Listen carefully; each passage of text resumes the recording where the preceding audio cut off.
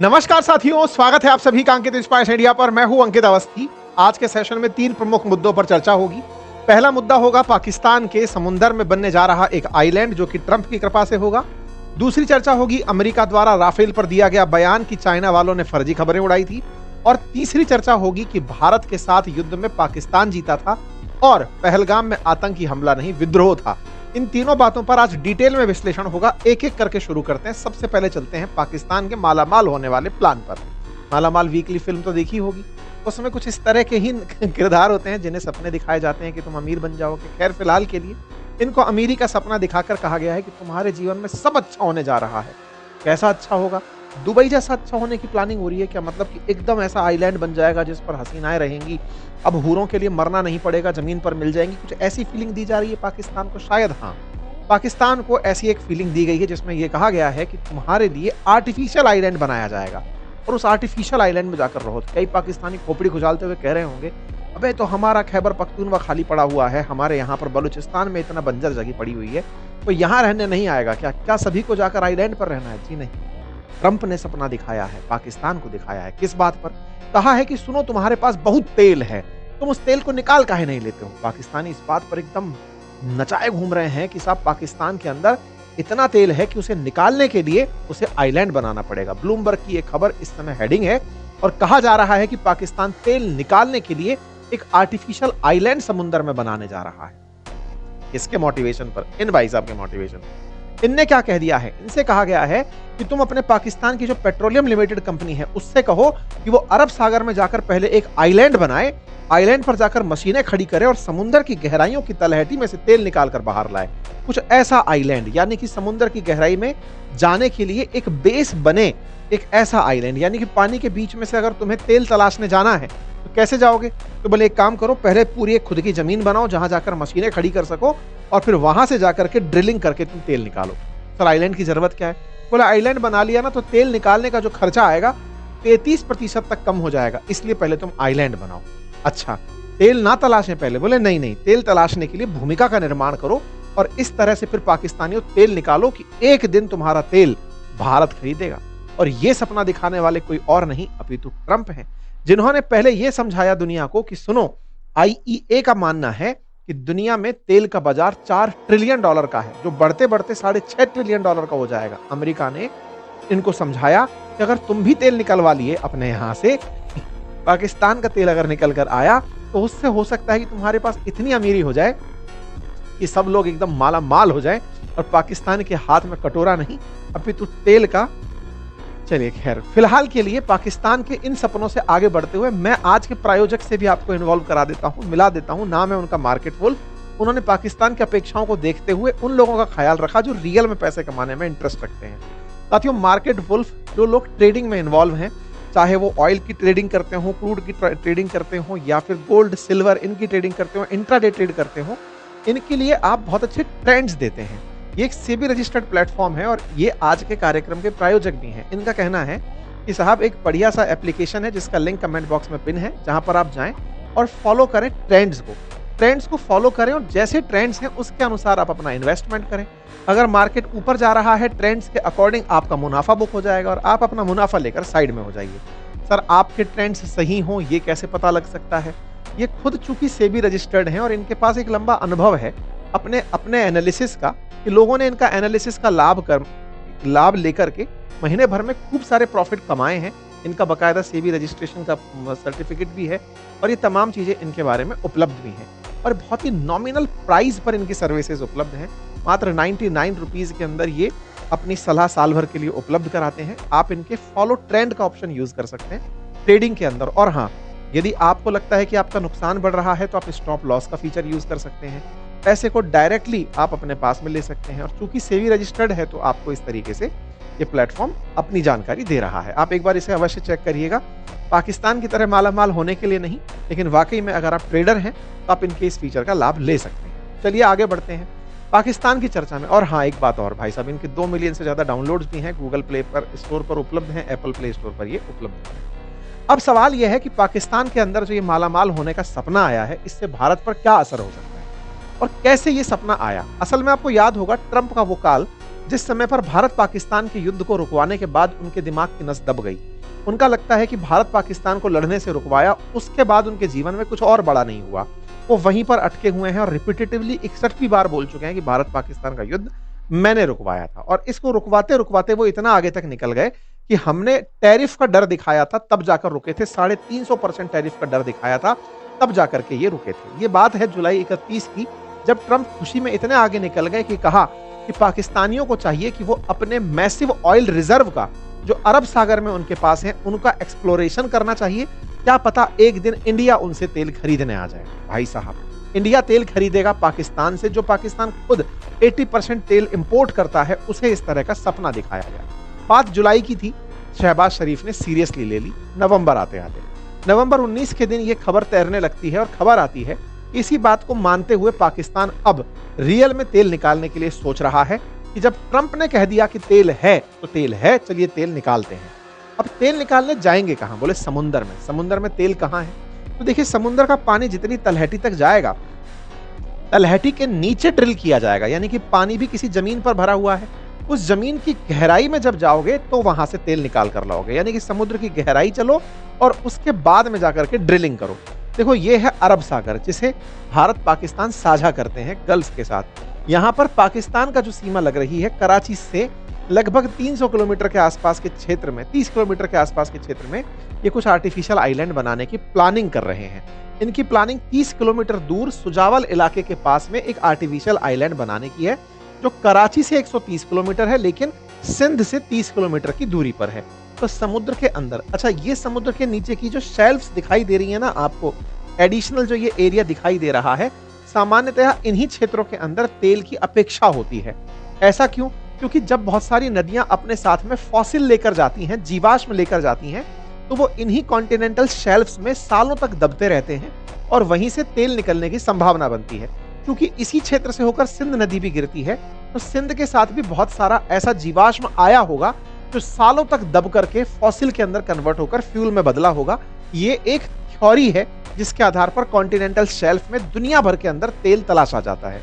यही मान करके भारत में भी जो बॉम्बे हाई है, मुंबई के नजदीक, वहां पर तेल इसी कंसेप्ट के आधार पर तलाशा जाता है। दुनिया भर में नदियों के मुहानों पर तेल को इसी थॉट के साथ तलाशा जाता है। कहा जा रहा है इस आइलैंड की मदद से ये लोग 25 तेल के कुएं खोदेंगे और आइलैंड बनने से फायदा ये होगा कि आने वाले समय में बहुत सारी जो समुद्र की लहरें हैं वो उस आइलैंड को नुकसान नहीं पहुंचाएंगी, कुएं को नुकसान नहीं पहुंचाएंगी और तेल का एक्सप्लोरेशन चलता रहेगा। आपको सुनकर के तो लगेगा कि सर देखिए कितनी बड़ी बात है, ये लोग तेल गैस खोज रहे हैं और हम बैठकर तमाशे देख रहे हैं। इनके पास इतनी समझ आ गई, क्या हमारे पास समझ का अभाव है? क्या हम नहीं कर सकते? क्या हमारे अरब सागर में तेल नहीं हो सकता? क्या हम नहीं तलाश सकते? क्या सारी बातें आ रही होंगी? तो मैं थोड़ा सा आपको इतिहास दर्शन कराता हूं। पाकिस्तान जिस ख्वाब को फिलहाल जी रहा है वो जून 22 के अंदर आई हुई एक कटिंग है, जिसमें पता चला था कि पाकिस्तान के अंदर तेल के भंडार मिले हैं, massive oil gas reserve in Pakistan. ये 24 में भी खबर आई थी। ये खबर ही थी जो ट्रंप ने पढ़ ली थी कि इनके यहाँ तेल और गैस के प्रचुर भंडार हैं, इतने भंडार हैं कि अगर वाकई में इन्हें एक्सप्लोर कर लिया जाए तो शायद ये वेनेजुएला से बड़े भंडार हो। पाकिस्तानी इस बात पर नाचने लगे थे। लेकिन कुछ समय बाद ही पता चलता है कि ये इनके साथ पहली बार नहीं हुआ। इनके साथ एक बार पहले भी ऐसा हुआ है 2019 में, जब इन्हें कहा गया कि तुम्हारे यहां पर तेल के भंडार हैं, लेकिन जब जांचा गया तो पता चला यार नहीं यार, मजाक हो गई थी तुम्हारे साथ। 2019 में 500 मिलियन बैरल ऑयल के भंडार अपेक्षित किया गया था। इनके केकड़ा करके जगह है जहां पर अपेक्षा की गई थी कि तेल हो सकता है, लेकिन वो फर्जी निकल गया था। No oil gas reserve found at Kekda. इस बात को तलाशने के लिए अमेरिका की जो टोटल एनर्जी है, शेल कंपनी है, ये सब पाकिस्तान आए थे। उस दौर में सब अपना कारोबार बंद करके निकल गए कि ये फर्जी खबर निकल गई। मतलब कहते हैं कि पाकिस्तान में इतना तेल होगा ऐसी उम्मीद की जाती है, लेकिन असेसमेंट में इतना निकल कर आता है और रियलिस्टिक इतना सा तेल निकल कर आता है। मतलब पाकिस्तान में 200 मिलियन का तेल अगर आप समझने जाएंगे कि साहब यहां पर पाकिस्तान के अंदर 200 बैरल तेल होगा, बिलियन बैरल तेल होगा, मिलता वहां पर 20 बैरल तेल है। यानी इतनी बड़ी दिक्कत है यहां पर रियलिटी वर्सेस अजम्पशन के अंदर। ठीक है, ये वो कुछ तस्वीरें हैं, कटिंग है न्यूज की, जहां पर आप देख सकते हैं कि अमेरिका की जो टॉप कंपनीज हैं वो अपना पाकिस्तान में स्टेक बेच कर भागी हुई हैं। ये ट्रंप के आने से पहले का काम है, जब शेल जैसी कंपनी ने पाकिस्तान से अपना कारोबार समेट लिया था और निकल गई थी कि भैया थैंक यू, हम आपके यहां पर कंपनी नहीं चला पाएंगे। और तो और यहां पर कई कंपनीज पहले भी आई, लेकिन पाकिस्तान से 2021 से 24 के बीच में चली गई। फिर चाहे इटली की कंपनी हो, चाहे फिर कुवैत की कंपनी हो, ये तमाम कंपनियां पाकिस्तान में आकर कारोबार करके लौट कर चली गई। और ये बहुत बड़ी बड़ी कंपनियां, भाई शेल जो है पाकिस्तान में अपना कारोबार बेच गई, टोटल एनर्जी अमेरिकी कंपनी है, ये अपना कारोबार पाकिस्तान को बेचकर चली गई कि नहीं हो पाएंगे। लेकिन किसने कहा है? दिव्य दृष्टि प्राप्त व्यक्ति ने कहा है, जिसकी नस दबी हुई है, जो 61वीं बार भारत पाकिस्तान के युद्ध के ऊपर आगे बढ़ ही नहीं पा रहा है। इस दिव्य दृष्टि से इन्होंने कहा है कि पाकिस्तानियों, तुम्हारे पास तेल निकलेगा। तो ये बोलते हैं, जब ये कह रहे हैं निकलेगा तो निकलेगा, तो बस इसी बात को मानते हुए साहब यहां पर तेल निकालने की कवायद चल रही है। पाकिस्तान में फिर से पिछले साल तेल के भंडार की खबर बाहर आ गई कि सुनो, इनके पास बहुत तेल है और तेल निकाला जा सकता है। पाकिस्तानियों को बताया गया कि इतना तेल है, लेकिन उससे पहले एक दिक्कत है। बोले क्या? तुम्हारे तेल को खोजने में 42,000 करोड़ का खर्चा आएगा, और 42,000 करोड़ के खर्चे के बाद भी 4 से 5 साल लग जाएंगे। इस बात को शहबाज शरीफ जानते हैं कि 4-5 साल बाद तो मैं भी नहीं रहूंगा। क्यों नहीं रहूंगा? क्योंकि कहीं ना कहीं मेरे साथ भी वही होगा जो और पाकिस्तानी प्रधानमंत्रियों के साथ हुआ है। आज तक कोई भी 5 साल तो पूरा कर नहीं पाया है। ऐसे में 42,000 करोड़ का जो खर्च है, इसी को करवा के 2 पैसे कमा लो। क्योंकि पाकिस्तान में पाकिस्तान के खजाने को खाली करके पैसे कमाए जाते हैं, ये वहां की सेना और राजनेता अच्छे से जानते हैं। अमेरिका का इतना पॉजिटिव सेंटीमेंट है कि अमेरिका कह रहा है कि तेल होगा, तो इस बहाने आइलैंड बनाने के नाम पर पैसे कमा लो। तेल तो कौन सी पीढ़ियां खाएंगी हमारी? कौन सा शहबाज शरीफ आजीवन बनने वाले प्रधानमंत्री? ना आसिम मुनीर रहने वाले, ना कोई भी आज तक इनके परमानेंट नहीं रहा। तो बोले अपने को कुछ हाथ नहीं लगेगा, लेकिन इस 42,000 करोड़ में फायदा है। बोले चलो अमेरिका के सेंटीमेंट के नाम पर ही सही आइलैंड बनवा लेते हैं, और इसके माध्यम से क्या पता 2 पैसे देने वाली कंपनियां भी आ जाएं। कुल मिलाकर ट्रंप के जो दावे हैं, उनसे पाकिस्तानियों को लूटने का एक और मौका मिल गया। लेकिन इस बीच में ट्रंप के दावों को ही बहुत सारे एक्सपर्ट्स ने डिनाई किया कि साहब यहां पर तेल के भंडार नहीं है, इन्हें परेशान मत करो। लेकिन अल्टीमेटली पाकिस्तानियों को सुख तो भारत के नाम पर मिल जाता है, और ट्रंप को पाकिस्तानियों से। फिलहाल के लिए बात अगर भारत की जाए कि क्या भारत कभी ऐसा एक्सप्लोरेशन करता है? बिल्कुल। हमारे यहां पर जो ONGC नाम की कंपनी है, वो इसी तरह से तेल तलाशती है, और इसका प्रॉपर तरीके से सिस्मिक मैपिंग होता है, फिर ड्रिलिंग ऑपरेशंस किए जाते हैं, फिर उस जगह का पूरा इवैल्यूएशन होता है, और फिर जाकर प्लानिंग की जाती है कि कैसे तेल को एक्सप्लोर किया जाए। और हम लोग लगातार लेवल पर इस काम को करते आ रहे हैं, और हम अपने ऑफशोर्स के अंदर काफी तेल तलाशते चले आ रहे हैं। अब एक बड़ा सवाल बनता है कि क्या इनका आइलैंड बन जाएगा तो सफल हो जाएगा? देखिए, दुनिया में n नंबर ऑफ आइलैंड है जिनको बनाने की कल्पना की गई, लेकिन वो फेल हो गए। लेकिन मैं आपको जो एक कारण बता रहा हूं कि इनका आइलैंड नहीं बन पाएगा, उसका तर्क इतना सा जान लीजिए। ये दुबई की तर्ज पर जैसे पाम जुमेरा बना हुआ है, इन्हें लगता है कि ये एक आर्टिफिशियल आइलैंड बना ले जाएंगे। देखिए, जो गल्फ है ना, वहां पर हाई टाइड्स या तूफान नहीं आते हैं। जहां पर गल्फ कंट्रीज बसी हुई हैं, वो बिल्कुल खाड़ी है, एकदम गेट पर से लॉक है खाड़ी, ऐसी खाड़ी है। लेकिन जहां अरब सागर है, यहां पर रेगुलर तूफान आते हैं, और ये सिस्मिक एरिया है, यहां पर भूकंप भी आते हैं। ऐसे में जिस जगह ये आइलैंड बनाने की सोच रहे हैं, वहां की जियोलॉजिकल इनस्टेबिलिटी इन्हें बहुत भारी नुकसान पहुंचाएगी, और तूफानों का आना, एक्सट्रीम वेदर्स का आना इनके इस कार्यक्रम को सफल नहीं करेगा। ऐसे में पाकिस्तानियों को लगता है कि ये ऐसा कर जाएंगे, लेकिन ये अपने आप में बहुत हजारडस होगा।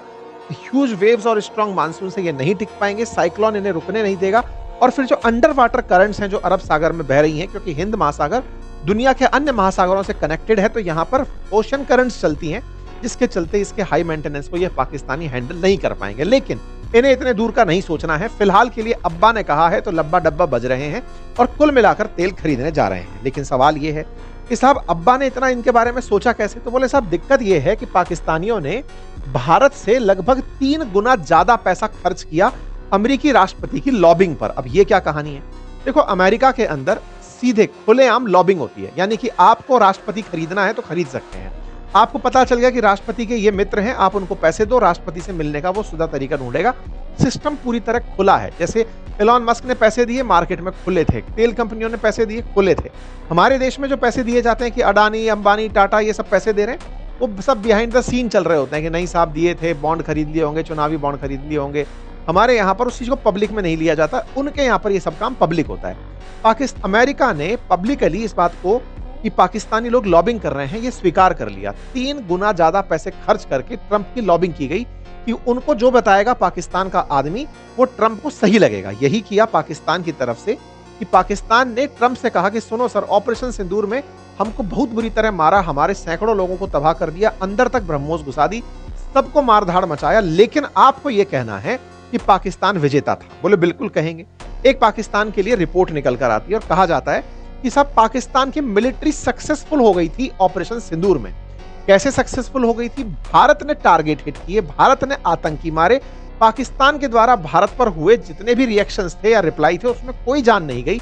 उसके जो जान गई वो मतलब जो जनसाधारण की जो हताहत होने की और मौत की जो खबरें आई थी बॉर्डर एरियाज में, वो थी जो रिटेलिएटरी एक्शंस में आई थी। लेकिन जो भारत ने टारगेटेड हमले किए जिसके एविडेंस खुद पाकिस्तान देता घूम रहा था, उसके बावजूद अमेरिका का कहना है कि इस युद्ध में ऑपरेशन सिंदूर में पाकिस्तान जीता था। 4 दिन चले युद्ध में पाकिस्तान जीता था। दूसरा ये कह रहे हैं कि इस पूरी घटना में जो पहलगाम में आतंकी हमला हुआ वो आतंकी हमला नहीं, वो एक विद्रोही हमला था। बोले सर फाइल में बदल दो इस चीज को।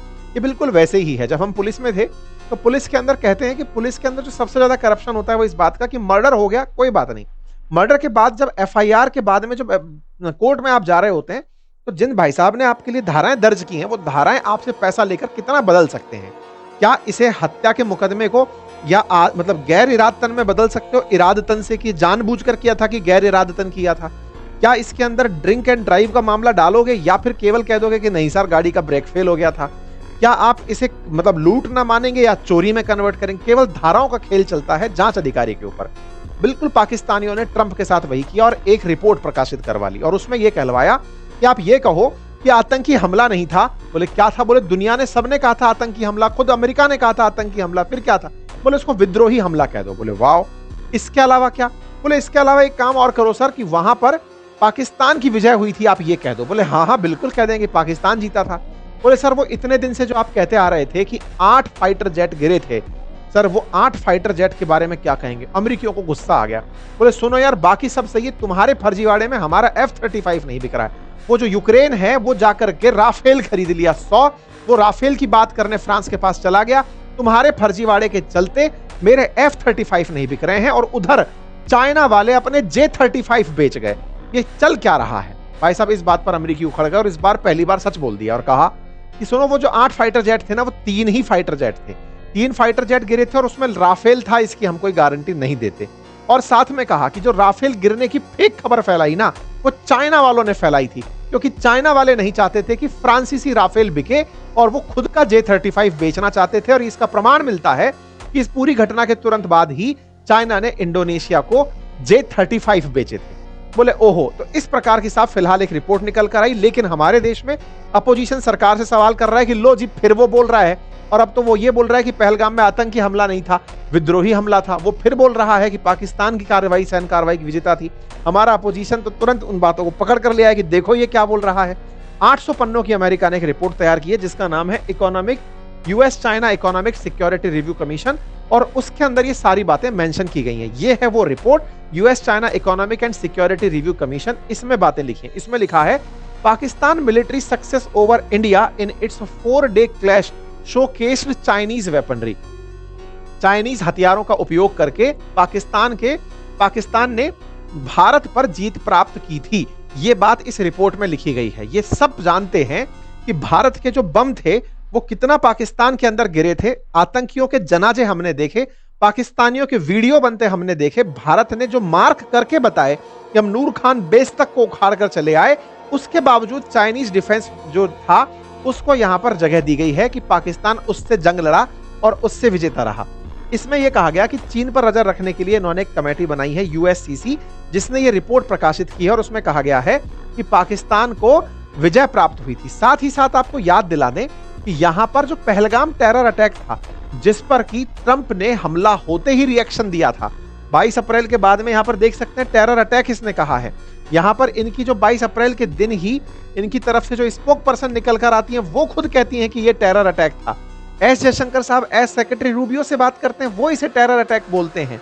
जयशंकर साहब से टेरर अटैक पर चर्चा होती है, तमाम बातें टेरर अटैक पर होती हैं, लेकिन इस रिपोर्ट में उसे टेरर अटैक ना कह करके एक विद्रोही हमला करार दे दिया जाता है। फिर वही वाली बात रिश्वत लेकर के रिपोर्ट बदल दी जा रही है कि चलो बदल दो। ये तो क्रेडिबिलिटी रह गई है इन लोगों की। ये भाई साहब सऊदी अरब के क्राउन प्रिंस के सामने फिर बतियाने लग रहे थे, फिर वही बात बोले कि देखो साहब मैंने कह करके रुकवाया, 350% का टैरिफ लगवाकर रुकवाया, ऑपरेशन सिंदूर में विजेता किसी को बनाया। देखो मैंने पहले भी कहा था ऑपरेशन सिंदूर से इनको कोई लेना देना नहीं था। इन्हें लेना देना था कि फ्रांसीसी राफेल विजेता ना घोषित हो जाए। मैंने पहले भी आपको सेशंस में बताया है कि राफेल ने भारतीय सीमा में खड़े रहकर पाकिस्तानी ठिकानों को जो निशाना बनाया, उसकी वजह से पूरी दुनिया के अंदर राफेल का तो लोहा मन गया, लेकिन पाकिस्तान के डिफेंस सिस्टम की मजाक बन गई। पाकिस्तान के डिफेंस सिस्टम की पोल पहले भी भारत की ब्रह्मोस ने खोली थी, जब वो बॉर्डर क्रॉस करके अंदर तक हिट मारी थी। इस बार भी जब हमारा राफेल अंदर हिट मार रहा था, मिसाइलें चला रहा था, टारगेट पर जाकर लग रही थी, उस समय भी चाइनीज डिफेंस सिस्टम पूरी तरह फेल हो गया था। चाइना ने इसी समय पाकिस्तान का साथ दिया और फेक खबर फैलाना शुरू किया, और उन फेक खबरों में ऐसी ऐसी इमेजेस निकालकर डालना, दिखाना शुरू किया कि देखो राफेल ऐसे गिरा पड़ा है।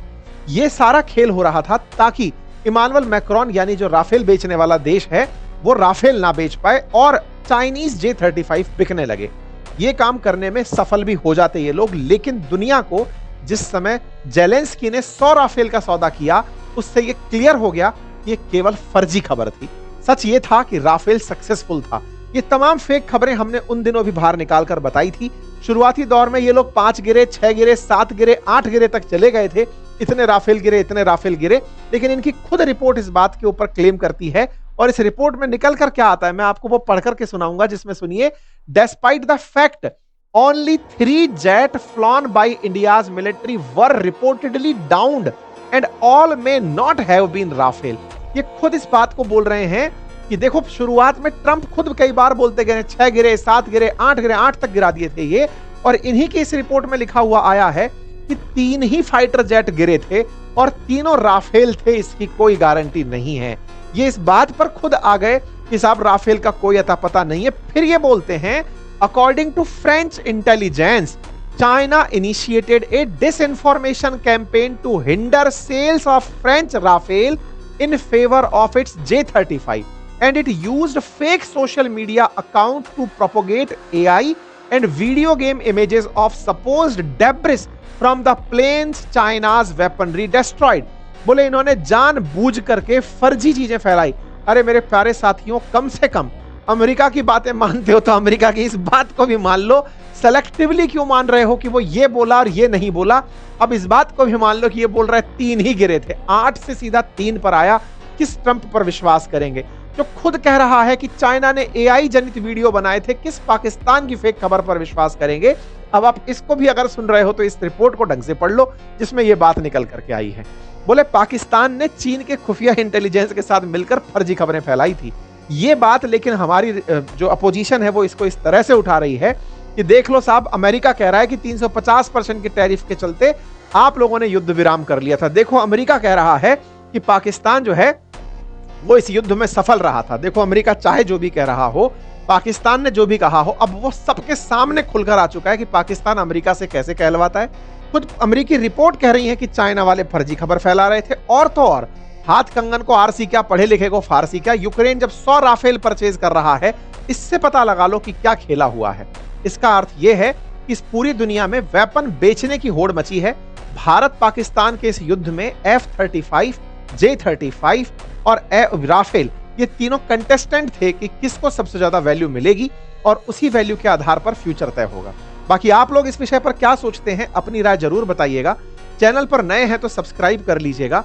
फिलहाल के लिए इतना ही। जानकारी पसंद आई हो तो साथियों से अवश्य साझा करें, अपनी राय अवश्य साझा करते हुए कमेंट बॉक्स में जाएं। बाकी ट्रेडिंग में अगर आप रुचि रखते हैं और वाकई में इनके फॉलो ट्रेंड ऑप्शन का यूज करना चाहते हैं तो मार्केट वुल्फ का लिंक, हमने लिंक कमेंट बॉक्स में पिन किया हुआ है, एक बार अवश्य जाकर उसे चेक कीजिएगा। धन्यवाद।